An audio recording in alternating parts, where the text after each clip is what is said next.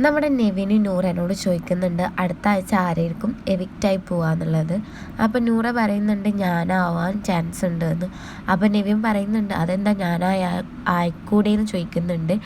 അപ്പം നമ്മുടെ നൂറ പറയുന്നത് ഇങ്ങനെയാണ്, എനിക്ക് തോന്നുന്നത് നിനക്ക് പുറത്ത് നല്ല ഫാൻസാണുള്ളതെന്ന്. അപ്പോൾ നെവിൻ ചോദിക്കുന്നുണ്ട് അതെന്താ അങ്ങനെ പറഞ്ഞതെന്ന് ചോദിക്കുന്നുണ്ട്. അപ്പോൾ നമ്മുടെ നൂറ അങ്ങനെ പറയുന്നത് ഫാമിലി വീക്കിൽ എല്ലാവരുടെ ഫാമിലി വന്നപ്പോൾ എനിക്ക് നെവിനെ ഇഷ്ടമാണ് അങ്ങനെ പറയുന്ന എല്ലാവരും പറയുന്നത് കേട്ടിട്ടുണ്ടായിരുന്നു. അപ്പോൾ എനിക്ക് അതിൽ കൂടെ മനസ്സിലായത് എനിക്ക് പുറത്ത് നന്നായിട്ട് ഫാൻസ് ഉണ്ട് എന്നുള്ളതാണെന്ന് നമ്മുടെ നൂറ നെവിനോട് പറയുന്നുണ്ട്. അതുപോലെ തന്നെ നമ്മുടെ നെവിന് നൂറയ്ക്കൊരു അഡ്വൈസ് കൊടുക്കുന്നുണ്ട്. നെവിൻ ഇങ്ങനെയാണ് പറയുന്നത്, നമ്മൾ ഇവിടെയുള്ള ആരെയും വിശ്വസിക്കാൻ പാടില്ല, കാരണം ഇതൊരു ഷോ ആണ്. അപ്പോൾ എല്ലാവരും ജയിക്കാൻ വേണ്ടിയിട്ട് നിൽക്കുന്നതായിരിക്കും. അപ്പോൾ ആരെയും വിശ്വസിക്കാതിരിക്കുക, ഇവിടെ സ്നേഹം കൊടുക്കാതിരിക്കുക എന്ന് പറയുന്നുണ്ട് നമ്മുടെ നൂറനോട് തന്നെ പിന്നെയും പറയുന്നുണ്ട്.